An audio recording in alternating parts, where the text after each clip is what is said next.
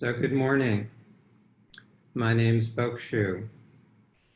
And you may have noticed that there's been a lot of conflict in the world, and particularly it seems in the United States recently. And I thought I would talk about that and try to see how our practice can relate to and help the situation, perhaps. Because it seems like the quantity and the quality or intensity of the conflict is really quite extraordinary. All you have to do is pick up a newspaper or go online and see how upset people are. The disagreements are endless. We disagree about the 2020 elections, about race relations, race and law enforcement, COVID-19, masks, climate change, immigration, guns, sexuality and gender identity, abortion, economic inequality. I could go on and on and on. And we not only disagree about the issues, we disagree about the underlying facts pertinent to the issues, and we even disagree about whether these are issues at all. Some people don't think they are issues. And there are a lot of things that we might do about these disagreements. But I think for many of us, the initial impulse is when we disagree, what we do is we say, you are wrong and I am right. I don't know about you, but I think I'm pretty good at doing that. But when we do that, we're separating from the other person and we're putting them down, which just amplifies the conflict. Basically, we're making the other person feel bad about herself. And I'm working on a theory. You don't have to agree with my theory, but my theory is that there's not a single person on this planet who needs to feel any worse about herself than she already does. So if we work on that theory and want to maybe not increase the harm in the world, maybe we can put this habit of you're wrong and I'm right aside for a minute and just examine the source of the disagreements. Maybe we could resolve them or manage them more skillfully. And perhaps this is worth exploring, particularly today on Yom Kippur, the Jewish Day of Atonement. So what is the source of our disagreements? I would contend that our disagreements are caused by suffering, and that our disagreements themselves cause even more suffering. And if you accept my contention that suffering and disagreement are intertwined, if you do not disagree with me, and if you want to do something about that, you've come to the right place, because our faith tradition is dedicated to the elimination of suffering. That's been our job for over 2,500 years. And it's not an easy job, as the current state of the world indicates all too clearly. So to undertake this work that we as practitioners have as our primary goal, we should understand the source of the suffering that causes the disagreements. We should go to the source of the source. And maybe a way of approaching that is to ask ourselves, what is suffering? And if you look back at what the Buddha repeatedly said, it's our thirst, our craving, and especially our craving for things to be different than they are. And you might want something to be different than it is right now. You might disagree with what I just said. And you might say, well, I want things to be different, and that's not a cause of suffering because, for example, if we had positive change, that would be different and that would reduce suffering. And that sounds reasonable, but then we have a problem. What is positive change? What is it, and who gets to decide what it is? In all the myriad situations and myriad issues that we're facing today, who gets to decide what the right way to handle things might be? So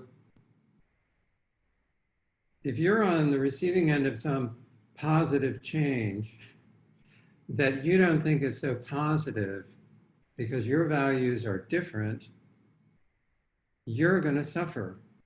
You're going to be unhappy. You're going to want things to be different. Things became different, but the way they became different wasn't the right way for you. So it gets pretty messy when you start trying to engineer positive change.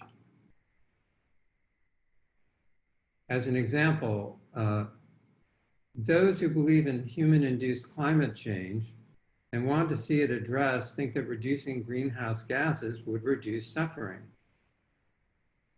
Meanwhile, those who do not believe in human-induced climate change want to stop hearing about it, and they want to keep burning fossil fuels. Personally, I believe that climate change exists and that humans are the main cause of it. And I believe that if it were reversed, our forests and coastlines would be in much better shape than they are now. Some of you will agree with what I just said, and some of you will disagree. So what then happens with this disagreement? Or to put it another way, do we want to suffer or not? People who argue diametrically opposed viewpoints on climate change are actually, in an important way, fundamentally in agreement. Both sides of the debate want things to be different.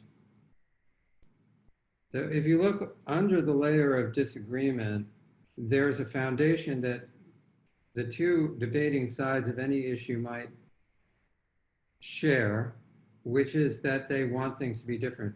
The disagreement is based on agreement. We never seem to notice that. And it leads me to ask a question. Which is more important? The specific desire that manifests our suffering, or the generalized suffering that underlies all desire? It was really the generalized suffering that the Buddha was most concerned with eradicating from the world. Wanting things to be different can mean wanting them to change, or it can mean wanting them to not change, because of course change is inevitable. Wanting things to not change is wanting them to be different than they are. Things will always change. Things are change. But change in and of itself doesn't interest us. Only change that conforms to our particular preferences appeals to us.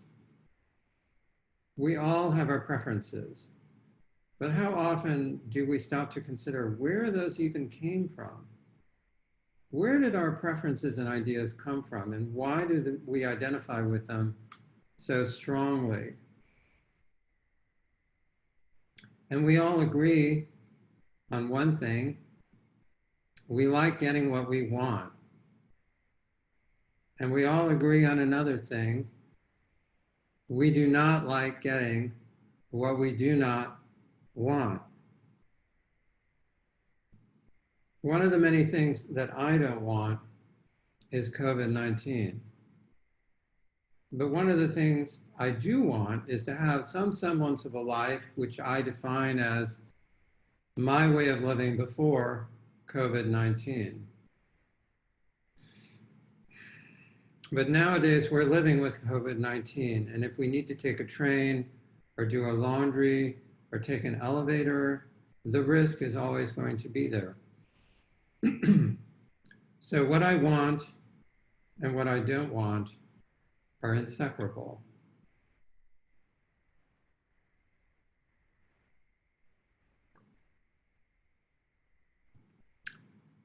If I owned a restaurant,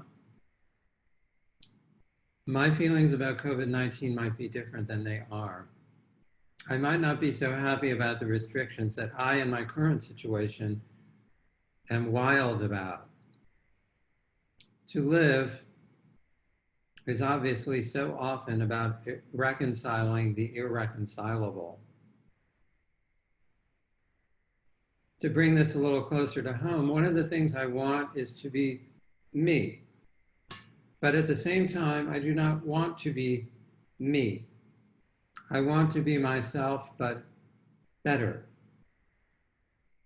In essence, I disagree with myself, and I am not, when I have these feelings of wanting to be better, reconciled with myself. Maybe some of you can relate to that feeling. And this desire to be different than we are may be the cause of more suffering than any other issue today. And yet, more than anything else, this particular desire is what brings so many of us to practice.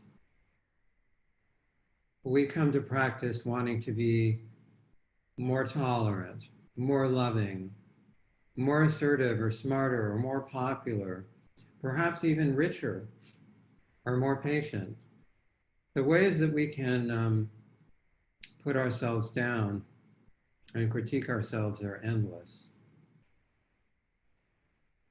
But our Zen practice is not about engineering a different self. This practice is about seeing how we are as clearly as we can, seeing how things are and learning to live with what we see. If we can actually see how things are and live with them, by definition, we're no longer disagreeing with reality.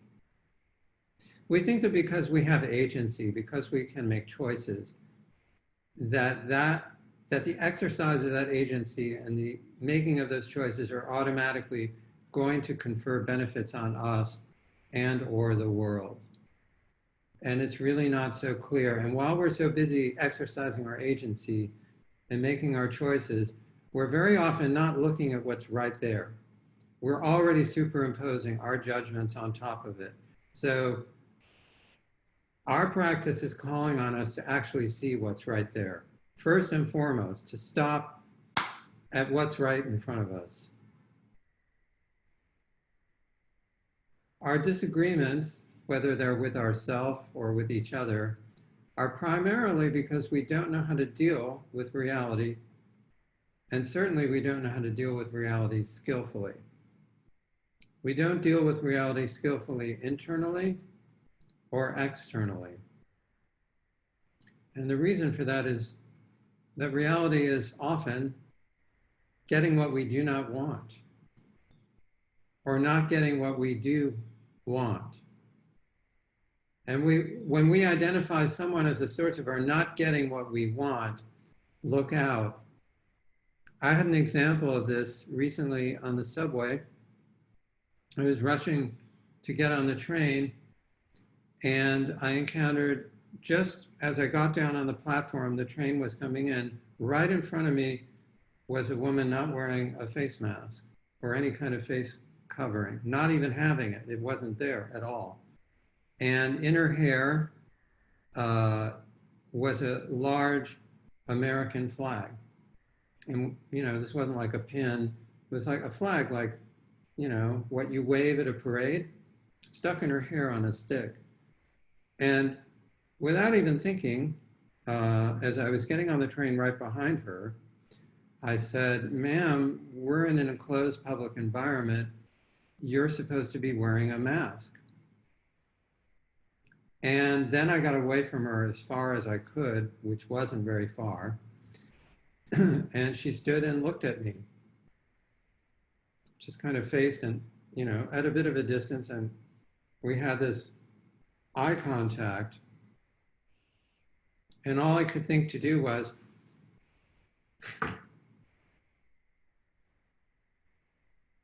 I don't know what she was thinking at that moment. Was she thinking that she needed to confront me as I had confronted her? Was she thinking, boy, there's one scared SOB? Was she thinking, I'm awfully glad I'm not wearing my mask. I'm really showing him how I should be. Impossible to say.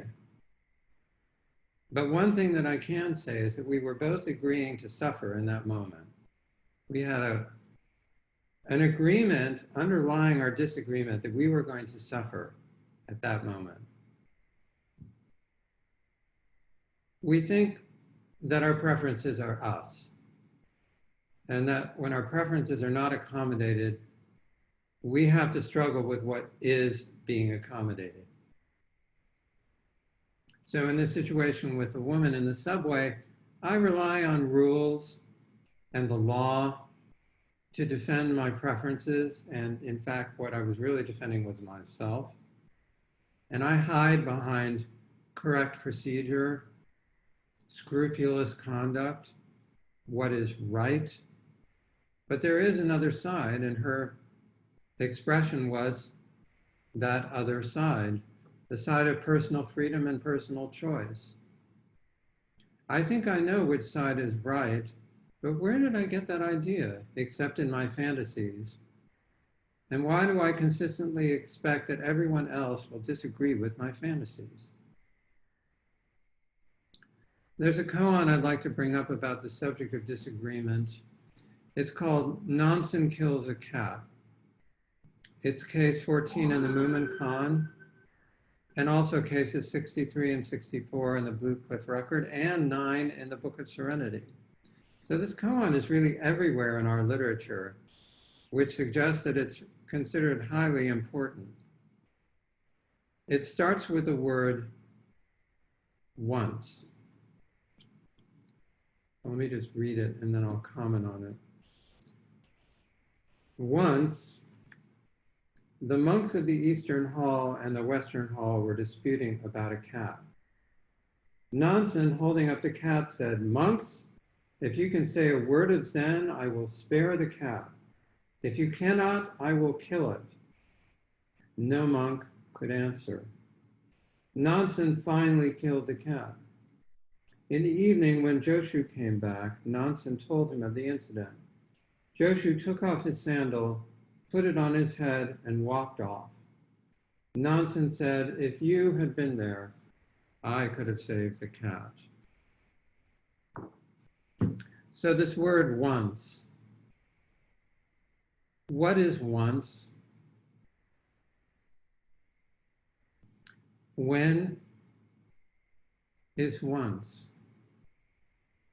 Is it some ancient time before we can even imagine things as they are now could ever come to be? Or is it right now? When I open my eyes,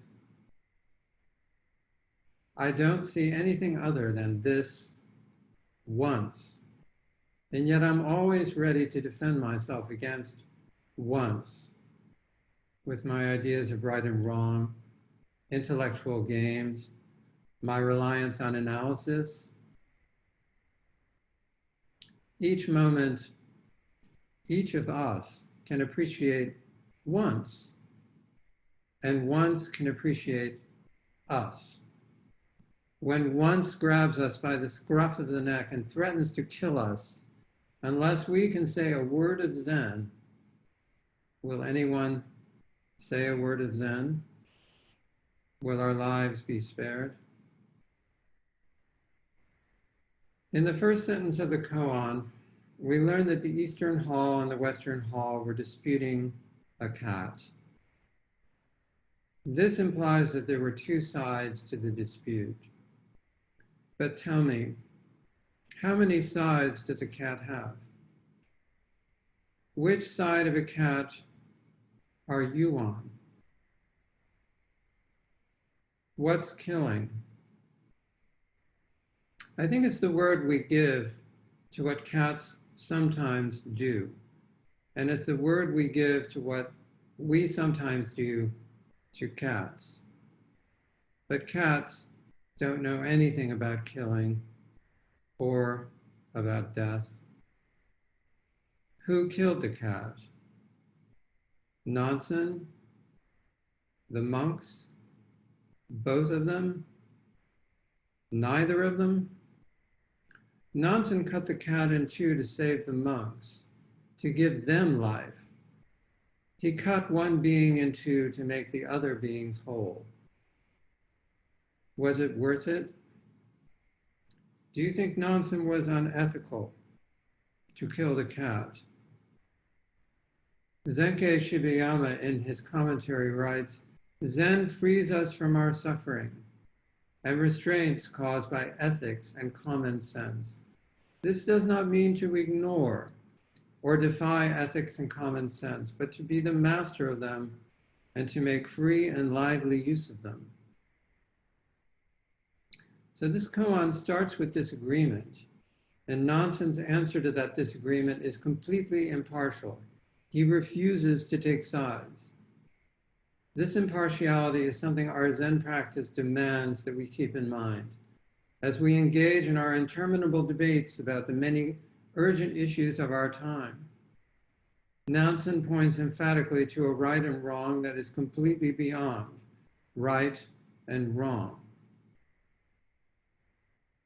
I believe the essence of this practice is to see the fundamental equality of everything without becoming paralyzed by it, or becoming abstracted from the ordinary daily life by the fundamental equality of everything.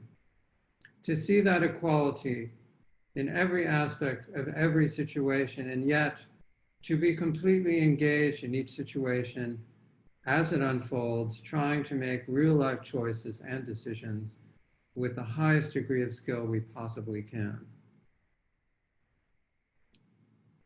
I'd like to close my talk by quoting from the 17-article Constitution of the great early Buddhist patron, Prince Shotoku Taishi. This constitution was written 1400 years ago, and it seems as true today as it did then. And I'd especially reference Shotoku's Article 10. Let us cease from wrath and refrain from angry looks, nor let us be resentful when others differ from us. For all men have hearts, and each heart has its own leanings.